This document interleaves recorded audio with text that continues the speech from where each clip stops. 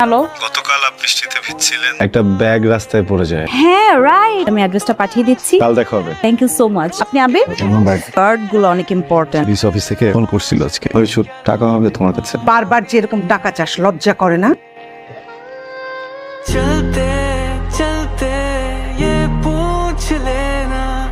আমি আসলে এসেছিলাম আবিরের খোঁজ নেওয়ার জন্য। রাগ করে কয়দিন থেকে বাসায় আসি। আন্টি আমি দেখছি কি করা যায়। আমি আবিরের ব্যাপারে কথা বলতে এসেছি। ওর বিদেশ যেতে আর কত টাকা লাগবে? 45,000। 60,000 টাকা। বিষয় হয়ে গেছে, কোনো মুহূর্তে তুমি চলে যেতে পারবা। আমি বিদেশ যেতে চাই না মা।